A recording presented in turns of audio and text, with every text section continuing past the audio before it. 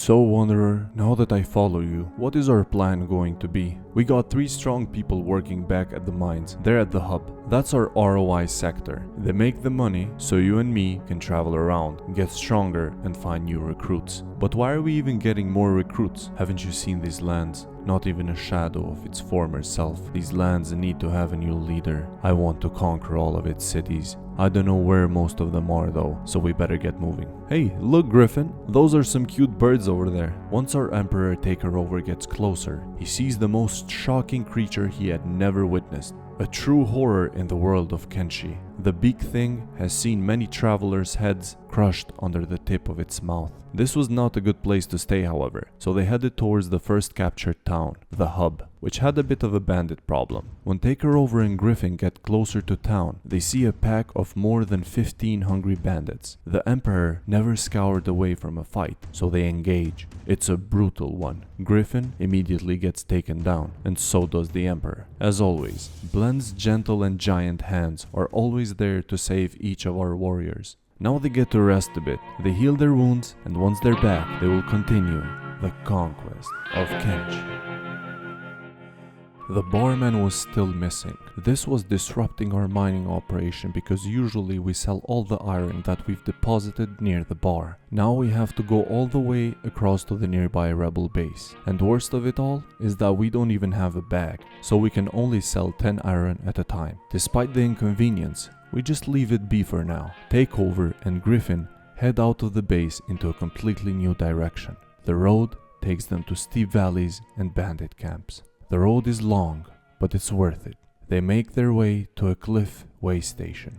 They decide to camp there for a night. Back at the base, both barmen have run out of food, so we send Blend out to a nearby city to buy food and bags. We got some food there, but there were some juicy maps that revealed new location at the shop, so we got greedy and got them instead. Blend had to wait a few more days until we got some money for bags. Stifler's stomach was growling. The barman was still nowhere to be found. He was noticing that the bandit problem is getting more serious. I mean really, the other barman had both his hands broken and was still working. He was really fearing for his security now. Not even the original bar was safe anymore. Peace was backed up into a corner, so she ran towards Stifler back at the other bar.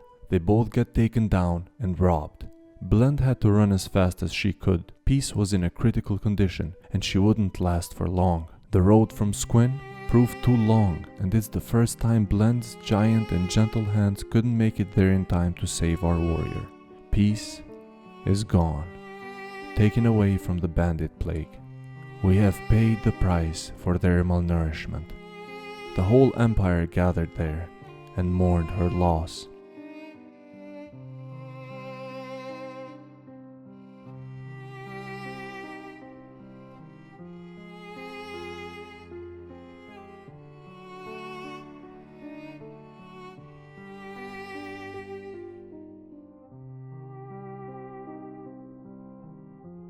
Peace was dead. Along with her was the peace with the bandits. Takeover swore he will rid these plains of the bandits' scum. Their looting and pillaging days were over. The Emperor had a plan. We go back to the hub, get all the iron we can, we sell it and leave the hub all together as a team. It was no longer safe and worth it. The other barmen found the team very strange. They always carried bodies around everywhere they went. All they told him is that it makes them stronger.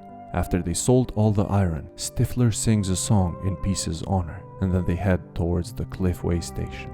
The roads are familiar to Taker. He leads the team with great clarity and a never-growing hate for the bandit clans. Once they make it there, they notice a small shack named Robotics Shop, and so they go in out of curiosity. Inside, however, there are machines that the well-endowed did not quite understand. There was a bed made of metal and a metal person that talked.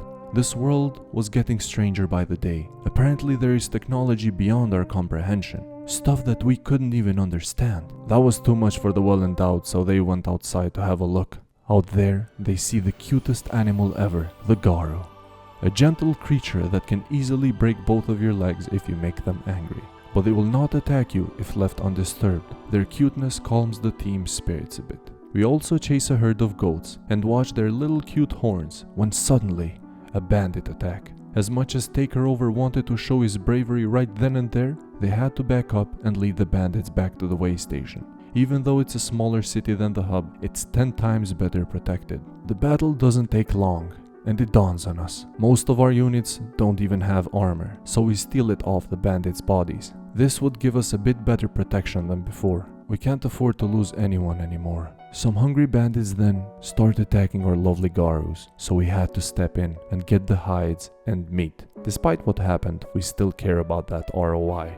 Once the hides are in our inventory, we can join the fight. We strike 10 times harder now that our blades echo the name of our fallen friend. Blend and Stifler get knocked out, so we have to drag them out of the battlefield so they are not taken away by the slave mongers. When at the way station gates, a tower at the distance catches the eye of our emperor. He somehow senses that it's calling to him, but dismissed it because he had to heal his comrades. Downstairs, the battle looked gruesome. Takeover, however, was hearing coin noises. They go back and grab all the swords that they can, so they can sell them, stock up on food, and rest for the night. Back at the bar, they learn that the tower they've been looking at earlier belonged to the Bandit King, who ruled most of the bandits. The Emperor now has a target. Peace with the bandits was never an option. This tower of terror is going to fall, along with its leader. The team gets a good night's sleep, and the morning awaits them with a lot of opportunities. The Bone Dogs growl at some bandits that have started attacking them. What better way to start the day than with sweet revenge? The 4 of them sneak up slowly and pounce at the right time. Takeover's bravery leads the charge, effortlessly, one-handed swings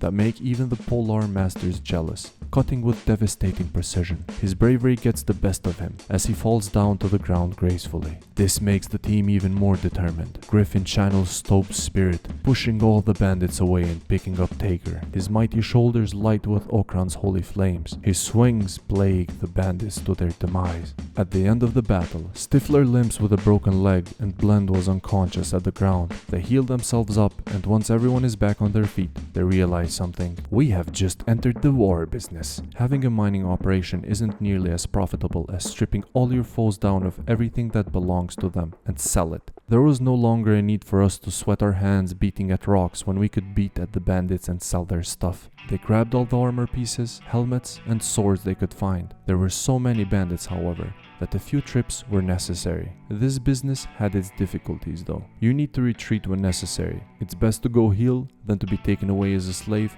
or even worse, die. This was a crazy amount of ROI for the Emperor. Now he was starting to gather his empire back up. However, he was eager to get to the bandit tower. It's not a long way from the way station, but the road is treacherous and very narrow. Halfway there, they see a horde of hungry bandits and a giant herd of sheep.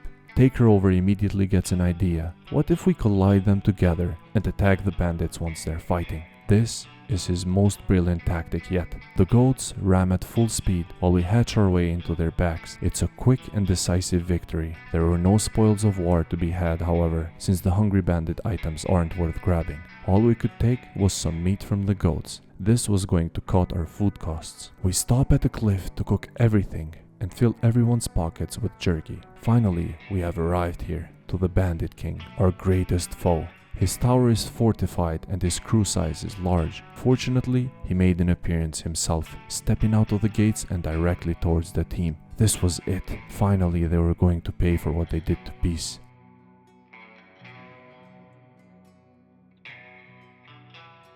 Taker couldn't believe it. The dust boss was down and we were carrying him in our shoulders back to our station. Even though they injured us, they couldn't take our pride. His tyranny was going to end. The team celebrates by eating the jerky they cooked and getting a good night's sleep. Tomorrow, they're going back to the tower and finishing the rest of the bandits. On the way to their secretive hill, Stifler gets chased by escaped holy servants that knock the whole team out. Once they're up and healed, they regroup and organize for an attack. But what is this? A new dust boss? This was probably due to the fact that we have Reactive Worlds mod, which makes all the bandit factions compete for the throne. The team had to rethink this through. Maybe this wasn't going to be as easy as they thought. They had to go back to the way station and spend the night planning their next move. The Emperor thinks that right now our armors are not good enough. The heart protector that drops from the bandits has a big vulnerability and an exposed stomach. They were going to the town of the weird, big, scaly people named Squin. These were the Shek population. a species that believed in glorious death in battle, something Taker really respected. They had the wide selection of armors. Each cat was spent carefully and the team was dripped out to the max. We were no longer just a silly crew just out and about. We were starting to become a well-equipped team that shouldn't be meddled with. If only peace was here to see this. They had a newfound courage thanks to their tinkering tins and tight leather straps. The well-endowed were looking for a fight in order to test their new gear. They find a team with over 10 bandits with decent stats. This was going to be a battle till the end. After all, what's the worst thing that could happen? That's a question you never want to ask in Kenshi, because the reply will always surprise you. Despite the new gear, we were playing with 3 attack slots, and for anyone who doesn't know what that is, in Kenshi, you can usually get attacked or attack one individual target. That's why you see large groups of enemies struggling to take one strong enemy down. It's basically how you see it in action movies. The bad guys attack one by one and not in a group. Now that you know why we fall down so easily when facing a big group of enemies, we can get back to the battle. Our heroes have all fallen down. The situation is bad. Blend and Stifler are critically wounded. Taker and Griffin wake up first. The latter is about to lose his right leg if Taker doesn't start healing him right away. Thankfully, his leg is saved to the absolute last minute. Taker immediately goes to Blend, patching whatever he can until Griffin crawls his way there. When he arrives, the Emperor moves on to Stifler, which is also in a very critical condition. They are all patched up and no one has perished. The problem was that they were too far away from Squin and at the wrong side of the hub. Griffin was limping severely and Taker's arm was broken, so he couldn't carry anybody. They decide that Griffin can take Blend back to the hub and sleep in the bar beds. Once they're there, Takeover was going to join them. Griffin can never make it back in time and the slavers were just around the corner. This was a big gamble by leaving Stifler lying on the street alone and defenseless. He could be eaten by a bone dog or taken away by slavers, but this was the only choice. The beds heal you 8 times faster, so his arm could be back working and able to carry our boy Stifler. Hours go by and Stifler lies there unconscious, making a silent plea for help to his very teammates. For a moment, we see a slave monger approach, but leaves immediately for battle. Taker wakes up and goes to the rescue immediately. This couldn't wait any longer. He stood by his friend, waiting for the last moment for his broken arm to heal. Whoever approaches us is not going alive. Finally, his hand heals and he can go back to the hub and rest. On his way, he noticed that the bar had emptied. There were no more guards, no more barmen, nothing here except for these free beds that we are using. A true abandoned ruin that is plagued by nothing but dust and blood. He goes downstairs and searches the bar thug for anything of value. Even in moments of despair, the ROI must follow. He finds a sweet dust coat that is not as good as the bad plated armor that we are wearing. At least the bonuses and quality far outweigh what we currently have. And his sword is given to Stifler, which had his stolen by the slave monger. The team was exhausted and traumatized. They were feverishly resting, blowing onto their wounds even inside their dreams. Takeover had a sense of fear in his heart for the first time. He was right back where he started. The only upside was that they were slightly better equipped. Aside from that, they were now low on money, robbed of almost all their food, and had no idea where to go next. Kenshi's world was truly humbling. It will break all of your ambitions and doesn't give second chances. Taker definitely needed to hit the blinker and really think deeply about what he's going to do next. This was a treacherous world full of dead and dark alleys, each one pulling you lower than the other. He didn't fear though. He was going to wake up tomorrow and leave for a place he has never seen before. There was still more out there to see. Maybe he will get strong enough to defeat a bandit army. Nothing was certain for now. All that he knows is that he needs some good rest. Hello guys, Dondo here. Special thanks to Askarag, who commented on my last video regarding my question about how long each episode should be. I noticed that 6 minutes wasn't enough for anyone to get immersed in the video, so I tried a bit of a longer format. I'm not trying to jump the gun too much because I don't want to compromise the quality of the video just for a longer runtime. Please don't hesitate to leave any comments regarding anything you'd like to see, or if you want Takeover to take on a challenge. Having a goal in Kenshi is always more fun and gives you a bunch of things to look forward to. Right now, as you can see, our hero got his ass handed to him, and he's a bit confused. Anyways, let me know if you like this format and I will adjust accordingly going forward and always welcome different inputs. I'm Dondo, and I'll see you on the next one.